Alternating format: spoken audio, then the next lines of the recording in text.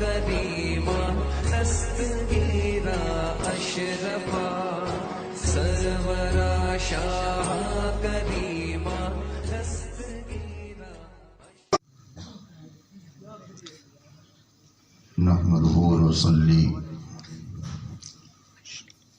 ونسلم على حبيبه الكريم أما بعد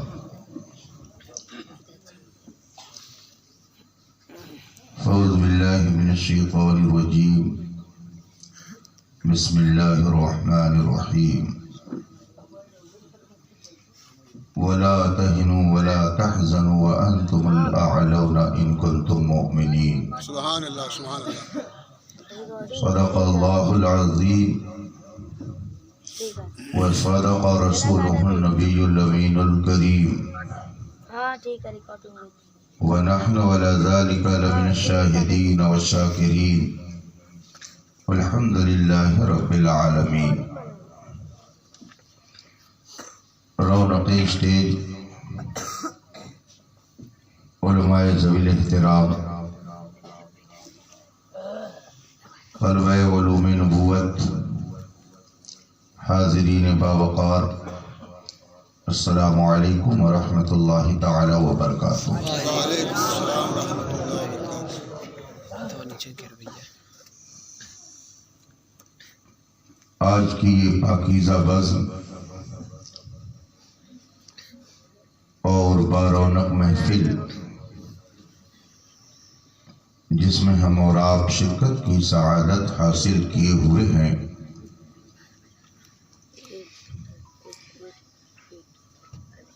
آج کی مقدس رات کی برکتوں کو حاصل کرنے کے لیے آپ سب نے اس کا انعقاد کیا ہے.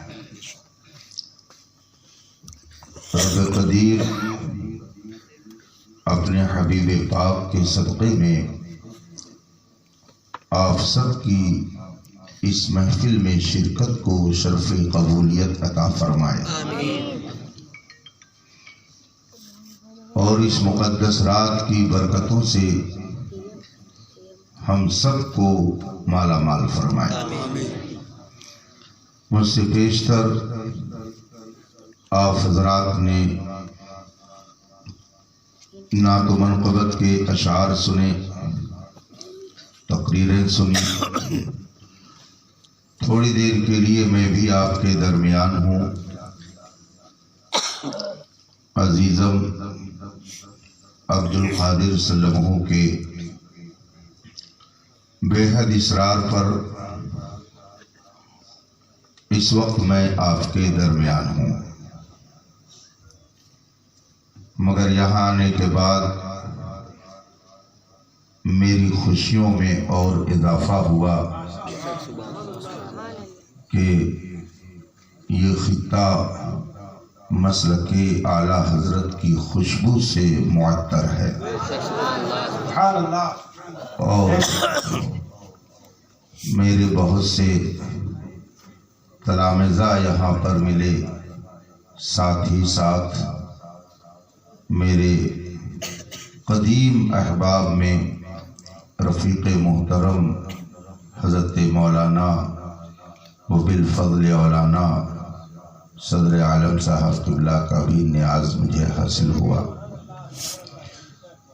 یہ سب شب برات کی برکتیں ہیں. کچھ دیر میں آپ کے درمیان رہوں گا.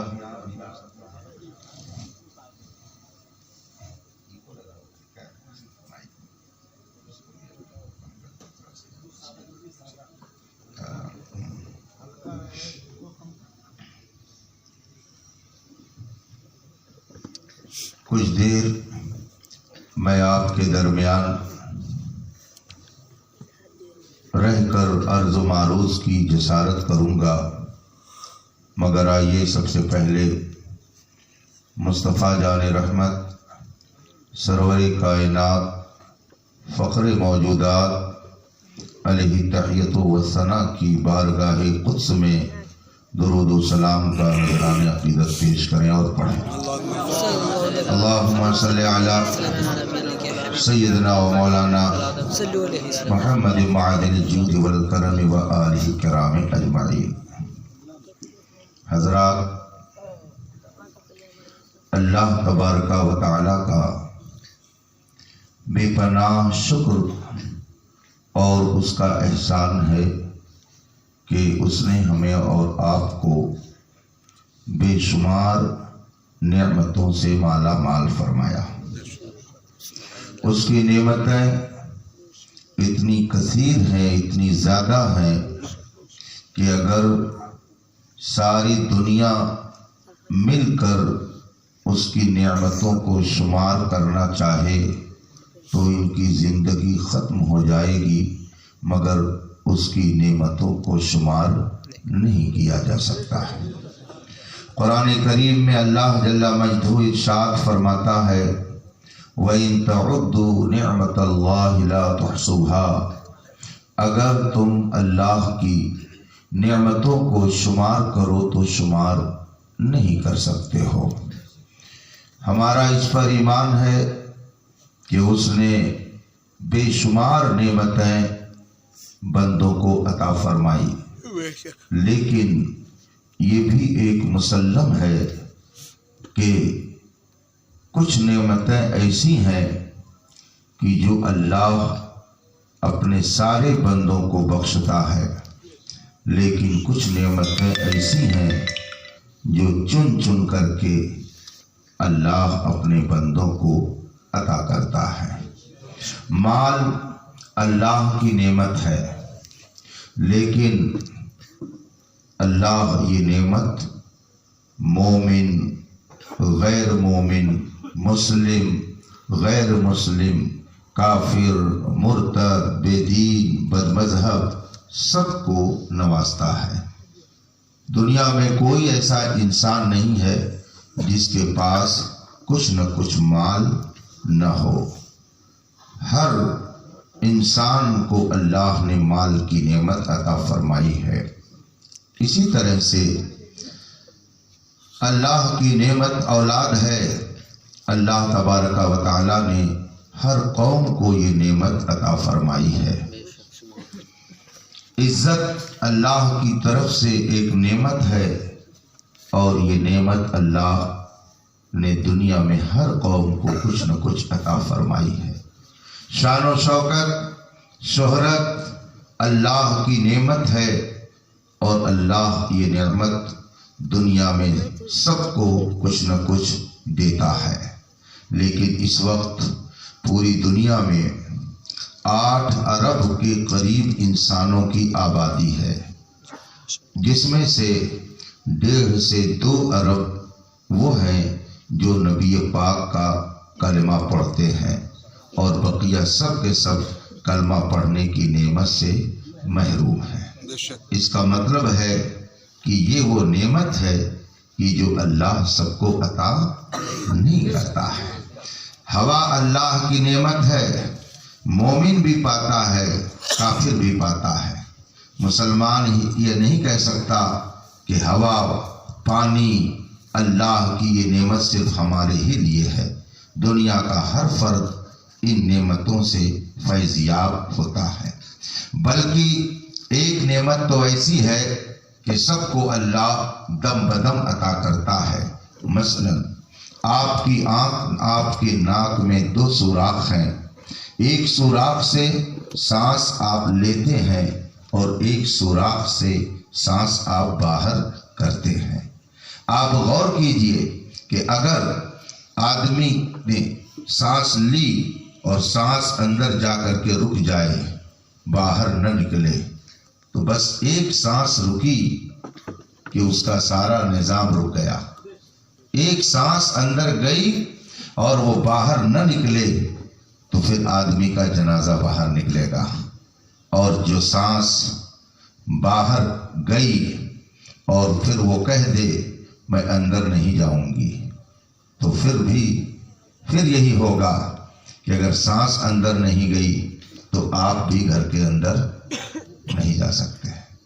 اسی لیے شیخ سعدی شیرازی رحمۃ اللہ تعالی علیہ نے اپنی بہت مشہور کتاب گلستہ میں تحریر فرمایا ہے، در ہر نفس یک شکر واجب، ہر سانس پر ایک شکر ادا کرنا واجب ہے، اس لیے کہ جب ایک سانس اندر گئی تو اللہ نے ایک زندگی بخشی اور ایک سانس باہر آئی تو اللہ نے بندے کو ایک نئی زندگی عطا فرمائی۔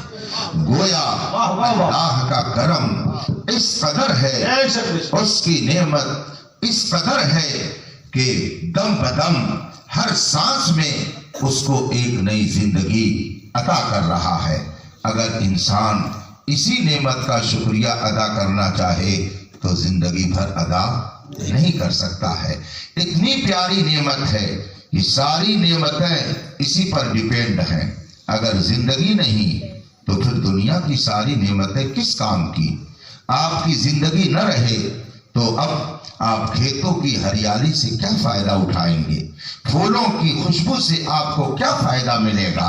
شاندار قسم کا محل آپ کے کس کام کا ہوگا جب آپ کے پاس زندگی ہی نہیں ہے؟ تو ساری نعمتیں اسی زندگی پر منحصر ہے، ایسی عظیم نعمت، لیکن اللہ یہ نعمت مومن کو بھی دے رہا ہے اور کافر کو بھی دے رہا ہے۔ یہ ساری نعمتیں وہ ہیں جو اللہ سب کو عطا کرتا ہے۔ ایک ذہن میں سوال اٹھتا ہے، مولا تیرے بندے اتنے مجرم، تیرے بندے اتنے خطا کار، تیرے بندے تیرے محبوب کو گالیاں دیتے ہیں، تیرا کلمہ پڑھنے کے بجائے دوسروں کی جبی سائی کرتے ہیں، تیرے در پر جھکنے کے بجائے نہ جانے کہاں کہاں اپنی پیشانی کو جھکاتے ہیں، لیکن اس کے باوجود تو سب کو اپنی رحمتوں سے نوازتا ہے۔ تو جواب ملے گا، اے میرے بندو، تمہارا کمال نہیں ہے، تمہارے اندر کوئی خوبی نہیں ہے کہ میں تم کو یہ نعمتیں دے رہا ہوں۔ بات یہ ہے کہ میں نے اپنے محبوب سے یہ وعدہ کر لیا ہے، ما کان اللہ لیعذبہم وانت فیہم، اے میرے محبوب جب تک تم رہو گے میں بندوں پر اپنا عذاب مسلط نہیں کروں گا۔ اس کا مطلب یہ ہے کہ اگر ہمیں سانس مل رہی ہے تو اس میں ہمارا کمال نہیں ہے، مصطفیٰ جان رحمت کا کمال ہے۔ اگر مل رہی ہے تو اس میں ہماری کوئی خوبی نہیں ہے، یہ مصطفیٰ جان رحمت کی عنایت کا صدقہ ہے۔ اگر ہمیں اولاد مل رہی ہے تو اس میں ہمارا کوئی کمال نہیں ہے، یہ مصطفیٰ جان رحمت کا وسیلہ ہے۔ اگر ہمیں دولت مل رہی ہے تو اس میں ہمارا کچھ کمال نہیں ہے، بلکہ رسول پاک کی رحمتوں کا صدقہ ہے۔ اسی لیے اعلیٰ حضرت بڑے یقین کے ساتھ کہتے ہیں، لا رب العرش، جس کو جو ملا ان سے ملا، بڑھتی ہے کونین میں نعمت رسول اللہ کی۔ تکبیر، نعرہ رسالت، مسلک اعلیٰ حضرت حضور مفتی اختر حسین علیوی صاحب قبلہ۔ یہ تھوڑی دیر کے لیے آپ لوگ بیٹھ جائیے، تشریف رکھیں۔ لا رب العرش، جس کو جو ملا ان سے ملا، بڑھتی ہے کونین میں نعمت رسول اللہ۔ اس سے یہ بات بھی معلوم ہو گئی کہ مومن بھی اگر کھاتا ہے تو نبی کا صدقہ، اور کافر بھی اگر کھاتا ہے تو نبی کا صدقہ۔ اگر مومن نعمتیں پا رہا ہے تو یہ بھی نبی کے صدقے میں، اور اگر غیر مسلم نعمت پا رہا ہے تو وہ بھی مصطفیٰ جان رحمت ہی کے صدقے میں ہے۔ اسی لیے تو اعلیٰ حضرت نے غداروں کے بارے میں کہا، تیرا کھائیں تیرے غلاموں سے الجھیں، تیرا کھائیں تیرے غلاموں سے الجھیں، بڑے بے حیا کھانے غرانے والے۔ تقریباً پوری دنیا کے اندر 8 ارب انسانوں کی آبادی پائی جاتی ہے۔ اس 8 ارب آبادی میں 1.5 سے 2 ارب وہ ہیں جو رسول پاک کا کلمہ پڑھتے ہیں، بقیہ وہ ہیں جو کلمہ پڑھنے کی نعمت سے محروم ہیں۔ اس کا مطلب یہ ہوا کہ کلمہ پڑھنے کی نعمت ایک کوئی اسپیشل نعمت ہے جو سب کو عطا نہیں کی جاتی ہے۔ پھر یہ ذرا آپ دیکھیے کہ جو کلمہ پڑھنے والے ہیں 1.5 سے 2 ارب، ان میں بھی ہزاروں نہیں کروڑوں کی تعداد میں ایسے ہیں کہ جن کا کلمہ پڑھنا نہ پڑھنا دونوں برابر ہے۔ دور کیوں جائیے؟ ابھی جس کا مسئلہ چل رہا ہے وہ رافضی ناہنجار جس نے قرآن کی 26 آیتوں کو نکالنے کی بات کی، وہ بھی تو کلمہ پڑھتا ہے، مگر اس کا کلمہ پڑھنا اسے نفع نہیں دے گا، اس کے کلمہ پڑھنے سے کوئی فرق نہیں پڑتا ہے۔ اس کا مطلب یہ ہوا کہ کلمہ پڑھنے والے بھی بہت سے ایسے ہیں کہ جن کا پڑھنا نہ پڑھنا دونوں برابر ہے۔ اگر کوئی کلمہ پڑھ کر کے خدا کی توہین کرے تو اس کے کلمہ پڑھنے سے کوئی فرق نہیں پڑتا ہے۔ کلمہ اگر پڑھ کر کے نبی کی توہین کرے تو وہ بظاہر کلمہ پڑھ رہا ہے مگر حقیقت میں وہ کلمے کا انکار کر رہا ہے۔ کوئی کلمہ پڑھ کر کے انبیاء کرام کی شان میں گستاخی کرتا ہے تو اس کا پڑھنا نہ پڑھنا دونوں برابر ہے۔ کوئی یہ احسان نہ جتائے خدا پر کہ ہم کلمہ پڑھتے ہیں تو ہمارا احسان ہے۔ قرآن نے 1400 سال پہلے اعلان کر دیا، لا تمنوا علی اسلامکم، اگر تم مسلمان ہو تو اللہ پر احسان مت جتاؤ کہ میں مسلمان ہوں، بل اللہ یمن علیکم ان ہداکم للایمان، یہ خدا کا احسان ہے کہ اس نے تمہیں کلمہ پڑھنے کی توفیق عطا فرمائی ہے۔ یہ ہمارا نہیں احسان ہے کہ ہم کلمہ پڑھتے ہیں، یہ مصطفیٰ کا احسان ہے کہ انہوں نے ہمیں کلمہ پڑھنے کا شوق عطا کیا ہے۔ یہ ہمارا نہیں احسان ہے کہ ہم یہاں بیٹھ کر اللہ رسول کا ذکر کر رہے ہیں، یہ رب کا احسان ہے کہ اس نے ہمیں اپنے ذکر کی توفیق عطا فرمائی ہے۔ کلمہ پڑھنے والے 1.5 سے 2 ارب ہیں، مگر ان کلمہ پڑھنے والوں میں اربوں کی تعداد میں وہ ہیں کہ جن کا پڑھنا نہ پڑھنا دونوں برابر ہے۔ کوئی کلمہ پڑھتا ہے مگر خدا کی شان میں توہین، کوئی کلمہ پڑھتا ہے مگر نبی کی شان میں توہین، کوئی کلمہ پڑھتا ہے مگر صحابہ کی شان میں توہین۔ اور یہ وبا آج کل بہت تیزی سے بڑھ رہی ہے۔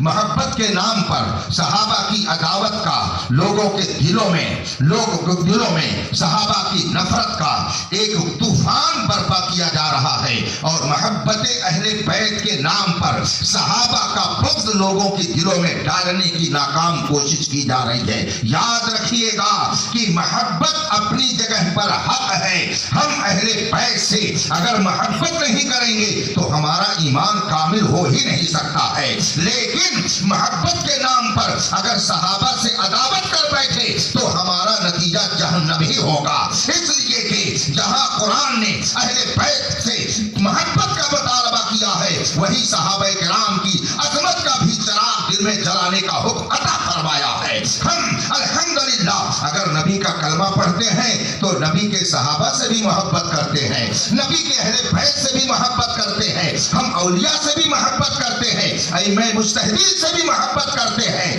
اور یہ تعلیم اور یہ پیارا سبق ہم کو اس زمانے میں جس در سے مل رہا ہے اس در کا نام امام احمد رضا ہے، جس نے ہمیں صحابہ کی بھی عظمت بتائی، اہل بیت کی بھی محبت عطا فرمائی، اولیاء کرام کی عقیدت کا بھی چراغ ہمارے دل میں جلایا اور لوگوں کو بتایا تیرے غلاموں کا نقش قدم ہے راہ خدا، وہ کیا بہک سکے جو یہ سراغ لے۔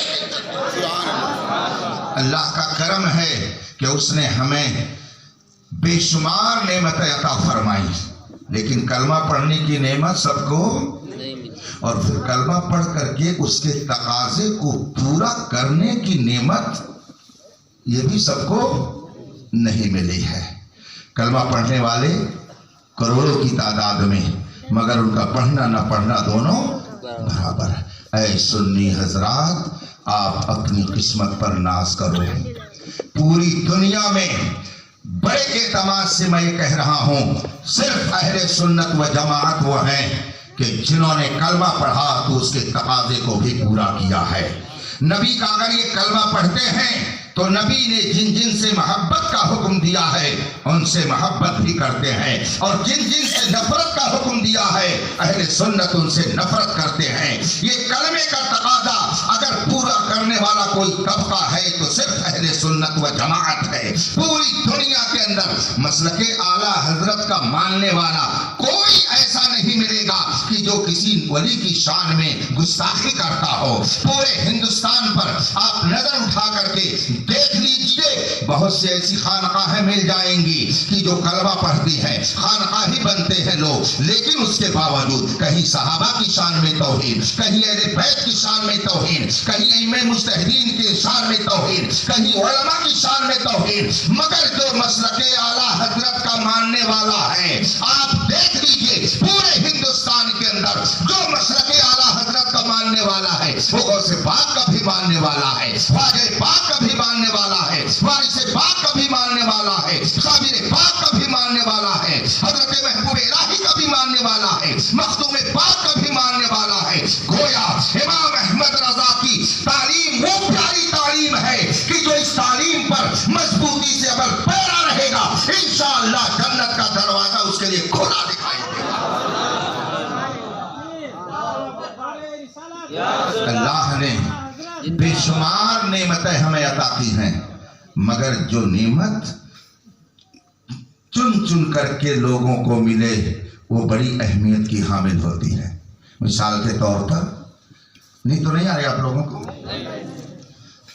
اگر آپ کی آبادی میں مثال کے طور پر فرض کر لیجئے 100 گھر اس آبادی میں ہیں، اور اللہ نے سب کو خوشحال بنایا، اور سب کے دروازے پر شاندار قسم کی 4 ویلر کھڑی ہو، سب کے دروازے پر اعلیٰ قسم کی گاڑی کھڑی ہو، ایک ہی گاڑی سب کے دروازے پہ کھڑی ہے.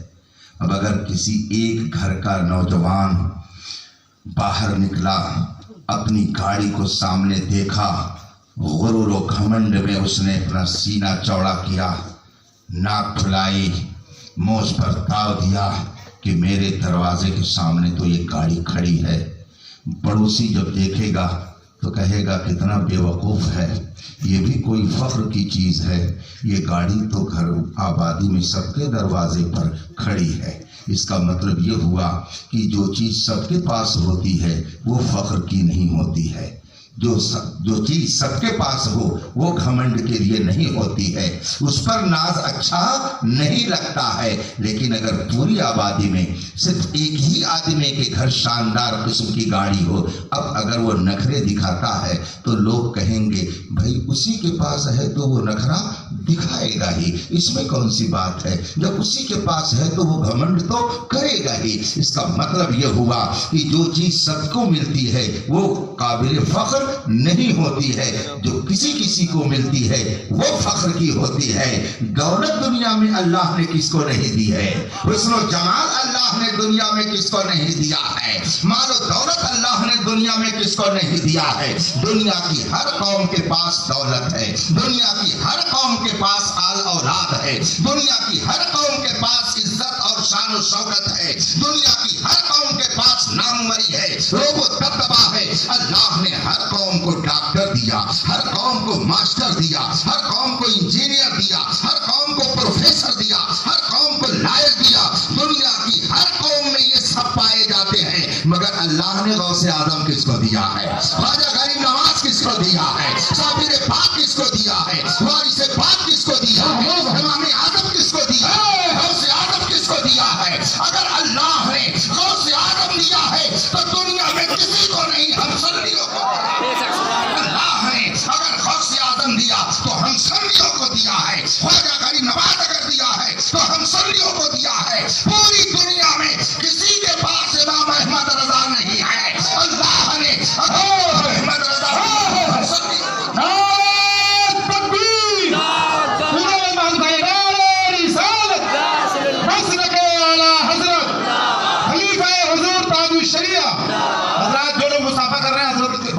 برائے مہربانی ادھر آ کے مہاصب سے مسافہ کر لیں. تھوڑی دیر رک جائیے آپ.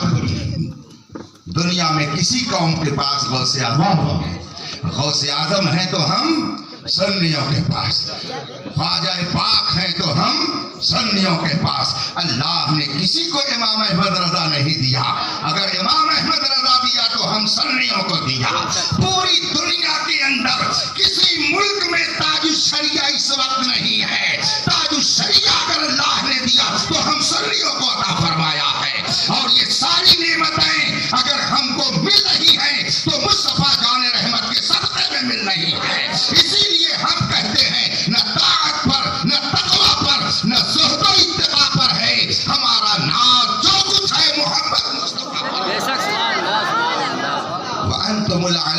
कुंतुम मोमिनीन, तुम ही बुलंद रहोगे, बस शर्त यह है कि मुस्तफ़ा के सच्चे वफादार बन जाओ। डॉक्टर इकबाल कहता है कि मोहम्मद से वफा तूने तो हम तेरे हैं, ये जहां चीज है क्या लौहो कलम तेरे हैं। अल्लामा अब्दुल अलीम मेरठी का नाम आपने सुना होगा। ये आला हजरत के चहेते खलीफा थे। उन्हीं के नाम से दारुल उलूम अलीमिया कायम है, जहां पर तलबे उलूम नबुवत हजार की तादाद में इल्म लेते हैं और पूरी दुनिया में फैलाते हैं। आला हजरत के ये वो खलीफा थे कि जिनको अल्लाह ने तकरीबन 30 जबानों में तकरीर करने का हुनर बख्शा था। पूरी दुनिया में इन्होंने तबलीग इस्लाम के लिए दौरा फरमाया है और 70,000 गैर मुस्लिमों ने इनके हाथ पर इस्लाम कबूल किया है। पूरी दुनिया में इमाम अहमद रजा तन्हा वो आलिम रब्बानी हैं कि जिनके खुलफा में से किसी ने इस जमाने में तन्हा 70,000 गैर मुस्लिमों को दामन इस्लाम से वाबस्ता कर दिया है। अल्लामा अब्दुल अलीम मेरठी तकरीबन 30 जबानों में तकरीर फरमाते थे। अपनी एक तकरीर में वो कहते हैं, लोग कहते हैं आगे बढ़ो तो तरक्की करोगे, दुनिया आगे जा रही है, तुम भी आगे जाओ। आज भी लोग कहते हैं, अगर उलमा ये तकरीर करते हैं और कहते हैं ये करो, तो हमारा ये नौजवान कहता है कि ये ओल्ड थेसिस के आदमी हैं, ये बहुत ही पुरानी जहनियत लेकर के चल रहे हैं, दुनिया कहाँ से कहाँ पहुँच गई, मगर ये लोग वही 1400 साल पुरानी बातें ही कहते हैं। मेरे भाइयों, आप बताओ दुनिया कहाँ से कहाँ चली गई। इस दुनिया में इंसान आता है और आने के कुछ दिन के बाद जाता है। ये आने जाने का जो सिलसिला है न जाने कब से है और कब तक कायम रहेगा, लेकिन इतनी बात तो तय है क्योंकि रसूल पाक ने फरमाया है, अमार उम्मती मा बैन 60 इला 70, मेरी उम्मत के अक्सर लोगों की उम्रें 60 से 70 के दरमियान होंगी। रसूल पाक फरमाते हैं कि मेरी उम्मत के लोग ज्यादातर 60 और 70 के बीच इस दुनिया को छोड़ करके चले जाएंगे। कम वो लोग होंगे जो 100-125 साल तक जिंदा रहें। आप खुद देख रहे हैं रसूल पाक का फरमान किस तरह हमें सादिक होता नजर आता है कि आदमी इस वक्त 60, 70, 80 साल होते होते दुनिया से चला जाता है। गोया दुनिया में आया है तो कितने दिन उसे मौका मिला है? 70 और 80 साल, बस इतने दिन तक उसे इस दुनिया में रहना है। शायद इस मजलिस में कोई ऐसा आदमी हो जिसकी उम्र 90 साल हो या 100 साल हो, सब उसके नीचे ही होंगे जो इस पे बैठे हुए हैं, उससे ऊपर यहाँ कोई ना होगा। तो अब रसूल पाक फरमाते हैं कि मेरी उम्मत के अक्सर लोगों की उम्रें 60 से 70 साल के दरमियान होंगी, उसके बाद ये इस दुनिया को छोड़ करके चले जाएंगे। आना भी मुतहक्कक और तय है और जाना भी बिल्कुल यकीनी है। मगर मुझको आप बताइए, क्या बादशाह जब आता है किसी और तरीके से और गरीब आता है तो किसी और तरीके से? नहीं। कोई आने वाला अगर बादशाह के घर में आए तो उसके भी आने का वही तरीका, और कोई झोपड़ी में अगर आता है तो उसके आने का भी वही तरीका। जिस तरीके से मलिका और बादशाह की बीवी के बच्चे की पैदाइश के मौके पर उसको दाया की जरूरत पड़ती है, दूध की जरूरत पड़ती है, खिदमत की जरूरत पड़ती है, और अल्लाह के करम से वो सब मुहैया चीजें हो जाती हैं। इसी तरीके से अगर कोई झोपड़ी में पैदा हो तो उसके लिए भी दाया की जरूरत होती है, उसके लिए भी दूध की जरूरत होती है, और ये सारा इंतजाम अल्लाह की तरफ से उस झोपड़ी में रहने वाली औरत के लिए भी हो जाता है। तो चाहे कोई ताजमहल में रहे या कोई झोपड़ी में रहे, आने का सिस्टम पूरी दुनिया के इंसानों का एक है, इसमें कोई तब्दीली नहीं है। और जाने का भी जो सिस्टम है, अगर बादशाह जा रहा है और मुसलमान है तो क्या उसको 25 कपड़े कफन में दिए जाते हैं? नहीं, उसको भी 3 ही कपड़े दिए जाएंगे। और अगर झोपड़ी में रहने वाला दुनिया से जा रहा है तो उसको भी वही 3 कपड़ा दिया जा रहा है। औरत है तो 5 कपड़े, मर्द है तो 3 कपड़े। गोया अगर बादशाह दुनिया से जाए तो वो भी उसी अंदाज से जाएगा, और अगर गरीब दुनिया से जाए तो वो भी उतने ही लिबास में जाएगा। और ये भी एक अजब नुक्ता है कि कोई ऐसा मुझको आज तक आदमी नहीं मिला कि जिसने अपने जनाजा को ले चलने के लिए चारपाई अपने घर में बनवा करके रख दिया हो। बादशाह हो चाहे वो गांव का अमीर हो, सब उसी चंदे की मस्जिद में रखी हुई चारपाई पर उठा करके जाते हैं। और जब बात आएगी तो कहेंगे ये हजरत लोग तो झंडा खाते हैं। आप जब जाते हो दुनिया से तो उसी चंदे की चारपाई पर जाते हो, वही चंदे की चारपाई है। तो आने का सिस्टम भी वही, पूरी दुनिया के लोगों का, और जाने का भी सिस्टम वही है, चाहे अमीर हो चाहे गरीब हो। न आने का सिस्टम बदल पा रहे हैं, न जाने का सिस्टम बदल पा रहे हैं। आप मुझको बताइए दुनिया कहां से कहां चली गई?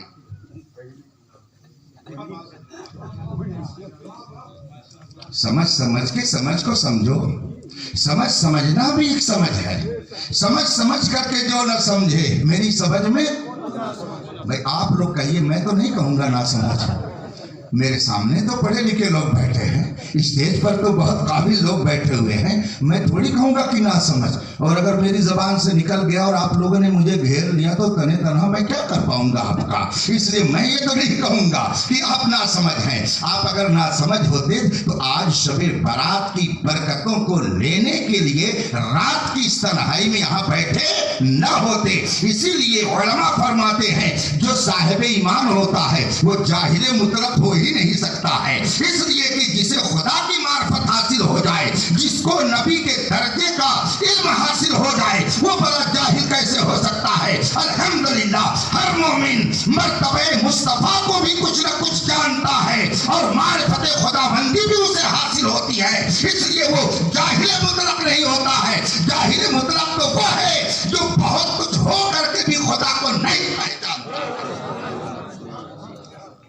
तो न आने का सिस्टम बदला तो बताइए आप दुनिया कहां से कहां चली गई। लोग कहते हैं दुनिया बहुत तरक्की कर गई। टाटा बिरला कहां चला गया, कारून कहां चला गया, शद्दाद कहां चला गया, नमरूद कहां चला गया, फिरौन कहां चला गया, कहां तरक्की करके ये चले गए। इनका इस दुनिया में कोई नामो निशान नहीं रह गया। लेकिन गौसे आजम कल भी जिंदा थे, आज भी जिंदा हैं। ख्वाजा गरीब नवाज कल भी जिंदा थे, आज भी जिंदा हैं। महबूब इलाही कल भी जिंदा थे, आज भी जिंदा हैं। इमाम अहमद रजा कल भी जिंदा थे, आज भी जिंदा हैं। इनको तुम मोमिनीन, अगर मुस्तफा के वफादार हो तो दुनिया से जाने के बाद भी तुम ही बुलंद रहोगे। शर्त यह है कि मुस्तफा के सच्चे वफादार बन जाओ। अल्लामा अब्दुल अली मेठी फरमाते थे दुनिया कहती है आगे बढ़ो, वो फरमाते मैं कहता हूं पीछे चलो। तुम कहते हो आगे चलो। अल्लामा मेठी फरमाते मैं कहता हूं पीछे चलो और पीछे चलो और पीछे चलो। 1400 साल पहले चले जाओ तो तुमको ये तारीख मिलेगी कि दस्त तो दस्त है, दरिया भी न छोड़े हमने, बहरे जुल्मात में दौड़ा दिए घोड़े हमने। फरमाते पीछे चलो, जब तुम पीछे चलोगे तो रब तुम्हें आगे करेगा। तुम पीछे चलो। मुस्तफा जाने रहमत के सहाबा की जिंदगी को देखो, उन्होंने जिस चीज को अपना कर पूरी दुनिया पर अपना रोबो दबदबा कायम किया था, तुम भी वही अपना लो, तुम्हारा रोबो दबदबा भी पूरी दुनिया पर कायम हो जाएगा। फरमाते पीछे चलो तब अल्लाह तुम्हें तरक्की देगा। और जो पीछे जाकर के रसूल पाक की गुलामी का पट्टा सही ढंग से गले में डाल लेता है तो उसकी शान क्या होती है। शायद आपने उलमा की जबान से ये वाकया सुना हो। हजरत सैयदना उमर फारूक आजम का ज़माना था और मुल्क शाम को फतह करने के लिए सहाबे किराम की एक जमात निकली हुई थी कि मुल्क शाम और रोम को फतह करके वहां इस्लाम का परचम बुलंद किया जाए। जो लोग बीच में फतह जिन इलाकों को फतह करते जाते वहां बहुत सारे लोग इस्लाम के दामन से वाबस्ता होते चले जाते थे। उन वाबस्ता होने वालों में एक अजीम नाम हजरत दानिश अबुल हौल का तारीख में मिलता है। अबुल हौल उनकी कुन्नियत, दानिश उनका नाम था। तारीख में यह लिखा हुआ है। اور یہ تاریخ لکھنے والے صحابہ کے بعد کے جو لوگ ہیں تابعین جن کو کہا جاتا ہے، ان میں حضرت سیدنا عبداللہ بن عمرو واقدی رضی اللہ تعالی عنہ ہیں، جن کی کتاب فتوح الشام ہے، تابعی ہیں جنہوں نے یہ واقعہ صحابہ سے پوچھ کر کے خود لکھا ہے۔ وہ اپنی کتاب میں تحریر فرماتے ہیں کہ حضرت ابو الہول طامس رضی اللہ تعالی عنہ بڑے ہٹے کٹھے نوجوان بہادر تھے اور وہ لشکر اسلام میں شریک تھے۔ اتفاق سے ایک مقام پر رومیوں کے 30,000 لشکر نے مسلمانوں کی اس جماعت کو گھیر لیا۔ 30,000 رومی عیسائیوں کا لشکر آگے تھا اور یہ چند لوگ تھے جن کو وہ لوگ تہس نہس کرنے کا پلان بنائے ہوئے تھے۔ حضرت طامس نے فرمایا، سیدنا خالد بن ولید رضی اللہ تعالی عنہ سے عرض کی کہ آپ مجھے اجازت دیں، میں اپنے چند ساتھیوں کے ساتھ اس لشکر کو تہس نہس کرنا چاہتا ہوں۔ خالد بن ولید رضی اللہ تعالی عنہ نے فرمایا، اتنا بڑا لشکر جرار اور تم چند لوگوں کے ساتھ اس میں گھس کر کے کیا اپنے آپ کو ہلاک کرنا چاہتے ہو؟ مگر حضرت ابو الہول نے فرمایا، نہیں، ابھی آپ دیکھیے گا کہ منظر کیا ہوگا۔ حضرت خالد بن ولید نے اجازت دے دی اور حضرت طامس 10 ساتھیوں کو لے کر اس لشکر پر ٹوٹ پڑے۔ 30,000 کا لشکر سامنے ہے اور یہ کل 11 لوگ ہیں۔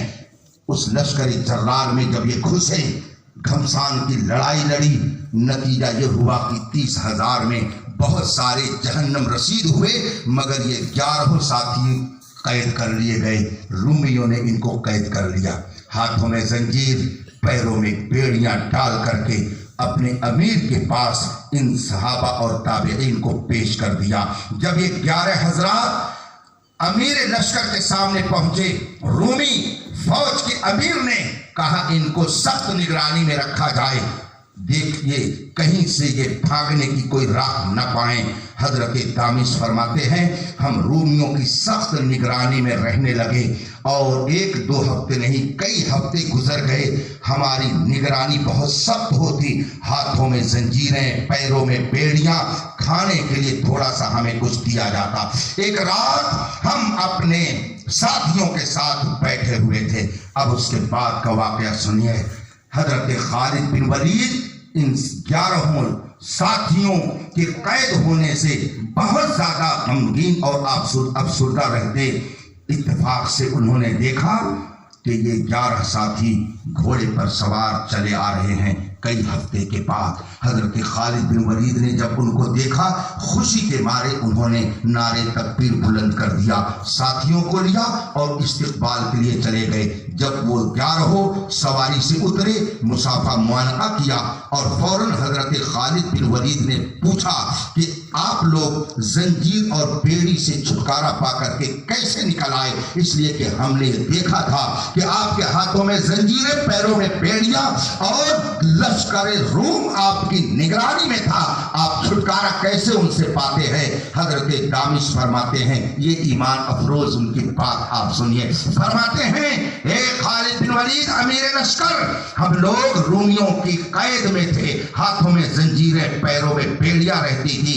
ایک رات ایسا ہوا، رومی لشکر خراٹے کی نیند لے رہے تھے، سب محو خواب تھے، سب سو رہے تھے اور ہم 11 ساتھی بیٹھ کر کے اللہ و رسول کی یاد میں مگن تھے۔ ہم 11 ساتھی نبی پاک صلی اللہ علیہ وسلم کے ذکر و فکر میں لگے ہوئے تھے، اپنے نبی پر درود و سلام کا نذرانہ پیش کر رہے تھے۔ اچانک ہم نے کیا دیکھا؟ یاد رکھیے گا، یہ بات حضرت سیدنا عمر بن خطاب کے دور کی ہے۔ گویا رسول پاک وصال فرما چکے ہیں اور قبر انور کے اندر جلوہ فرما ہے، اپنی ظاہری زندگی میں اس دنیا میں نہیں تھے۔ حضرت طامس فرماتے ہیں، ہم 11 ساتھی دشمنوں کے نرغے میں تھے، مگر اللہ و رسول کی یاد میں ہم محو تھے۔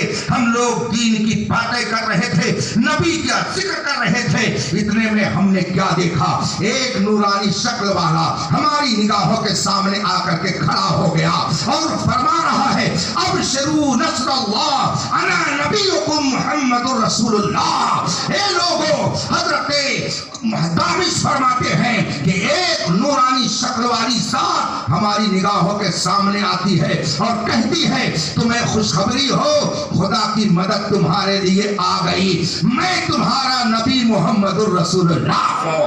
हजरत दामिश फरमाते हैं रसूल पाक सल्लल्लाहु अलैहि वसल्लम ने अपनी ज़बान पाक से फरमाया अबशरू नस्रुल्लाह अना नबीयुकुम मोहम्मदुर रसूलुल्लाह, खुदा की मदद की खुशखबरी हो, मैं तुम्हारा पैगंबर मोहम्मदुर रसूलुल्लाह हूं। नबी अपनी सवारी से उतरते हैं, हमारे हाथों से जंजीरों को काटते हैं, पैरों की बेड़ियां हमारे हाथ पैरों से निकालते हैं और फरमाते हैं जाओ तुम सब आजाद हो।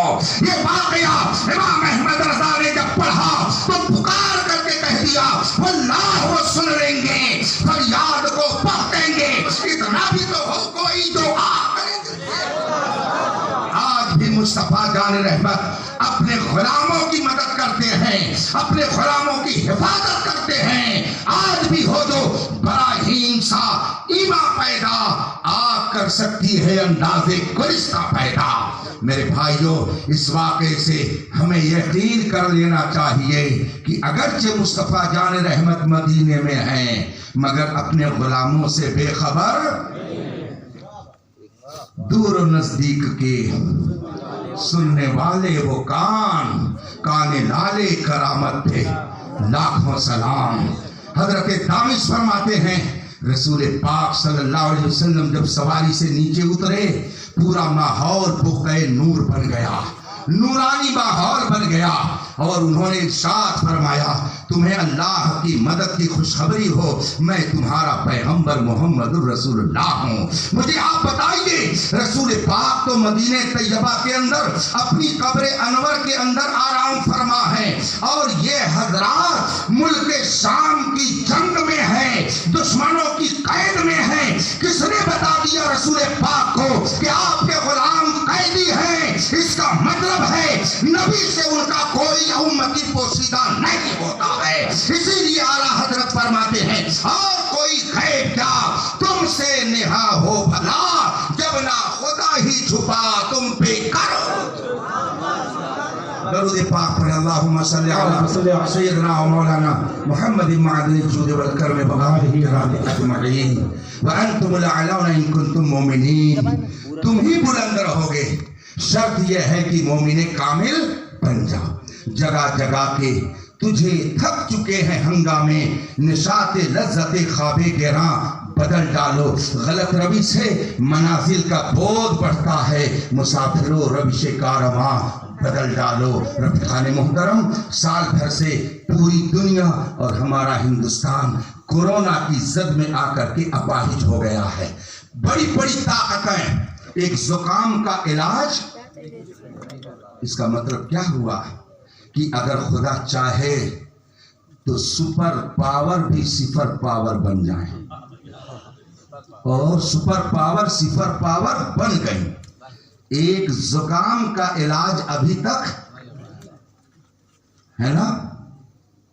मेरे भाइयों, आप अपनी किस्मत पर नाज करो कि आप उस कुरान पर ईमान रखते हो जिसने 1400 साल पहले फरमा दिया बेदिहिल मुल्क व हुवा अला कुल्लि शैइन कदीर। हुकूमत तुम्हारे कब्जे में नहीं है, हुकूमत उस खुदा के कब्जे में है जो हर शय पर कादिर है। तुम मुल्क नहीं चलाते हो, वो मुल्क चलाता है।